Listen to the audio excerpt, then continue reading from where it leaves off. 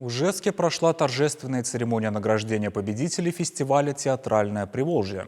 В этом году в окружном конкурсе приняли участие 399 коллективов. Это порядка 6000 человек.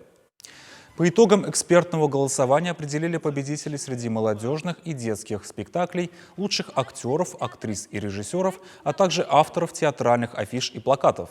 В номинации «Лучший молодежный спектакль» второе место занял спектакль «Маяк» студенческого экспериментального театра пластики «Кафедра» Чувашского госуниверситета. А актеры Вячеслав Краснов и Максим Васильев, исполнившие роль Маяковского в постановке, признаны лучшими актерами молодежных театров ПФО. Призеров фестиваля наградили памятными подарками и целевыми грантами на постановку нового спектакля.